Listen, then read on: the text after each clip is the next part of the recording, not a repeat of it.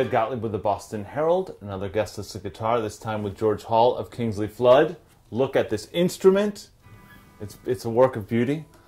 One of the things that I love about your playing, especially in Kingsley Flood, is that you do a lot of soloing, but it's never a traditional solo. It's never like just like a, a straight blues solo or a very like rock solo. How do you approach sort of the construction of these creations? Geez. I mean, I guess except for when they are traditional or when I make enough errors that it might have been better if I'd been more traditional. But I think that all came from coming up in the 1980s. Yeah. Because besides the hair metal guys and the Satrianis and the hair metal progeny and whatnot, there was, it seemed like you had to be interesting to be a, quote, guitar hero in the alternative world. So you had Adrian Belew and Andy Summers. And yeah. So do you, I don't know, does the band offer you much direction? Do you kind of like, when they're like, okay, get in there, get in the booth, do the solo, or do you kind of just come up with it? Generally, I come up with it. Yeah.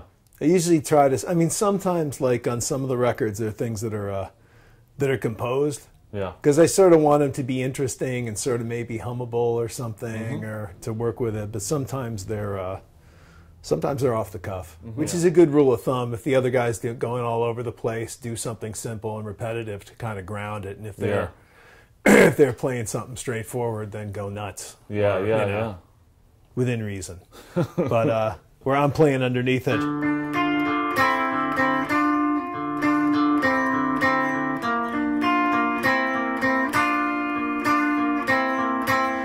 And that seems to sound good with like a drone. Yeah. Which is, Richard Thompson's another hero. And he does it really well. But I'll, do it sometimes. So over that, I might, start it out like on the record, which was also pretty much off the cuff.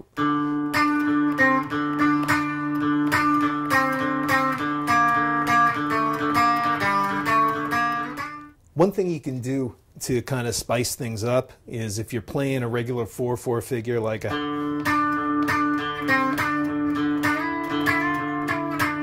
you can add stuff that's in another, that sort of superimposes another time over it. So if you got a 1, 2, 3, 4, you could do a 1, 2, 3, 1, 2, 3. That kind of thing, or more notes, but expressing the same thing more or less. So to be like.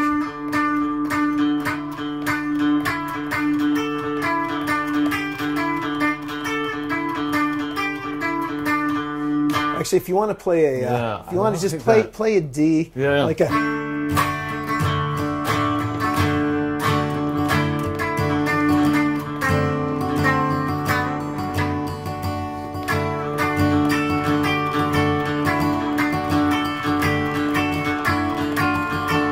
But what I like about this, I never, when I think of like playing weird, I think of like, oh, I need to be in like some like weird like key or whatever. I never think, oh, I'll just play a different time signature over what the rest of the band is playing. And then all of a sudden, it really, it changes the whole headspace totally. Yeah. One thing about instrumental music is if you don't have a singer with the lyrics driving the narrative, you have to drive the narrative musically. Yeah. And it doesn't work to just play the melody. You have to then come up with different arrangement-y things. Yeah. So once you do that, you sort of start applying things to pop songs. Yeah.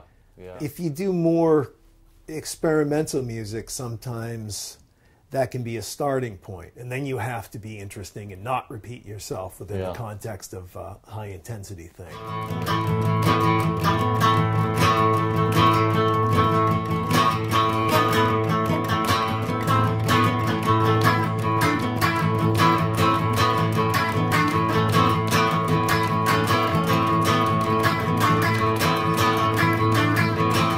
I mean, that was just, I don't know if that was like a coherent solo or anything like that, but it's just like, doing double stops to sketch out different like possible chord ideas and like, but just sketching. I'm not doing the full ones because the more notes in a chord you play over another chord, the more likely you are to screw something up. One thing I heard that made me really excited in high school was this reissue record of the Yardbirds. Yeah. And I heard some of the stuff with Jeff Beck.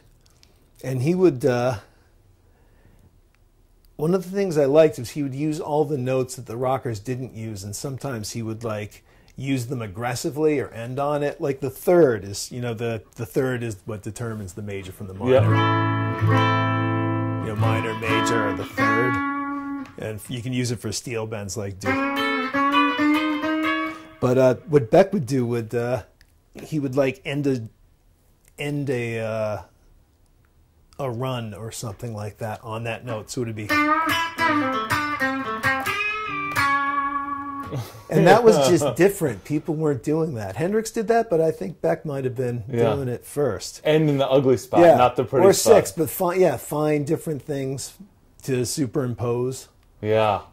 Too. I like that a lot. That's very cool. The other thing is to practice, which I don't do enough of and haven't in a while, but like just practice playing all wrong notes. Really? Just play everything kind of aggressively wrong, but try to not be wimpy about it. And do that sometimes, and it's almost like medicine ball lifting or something. You pick up a basketball because you start playing normal things, and your ears have sort of been expanded because some of those wrong notes might just sound right now.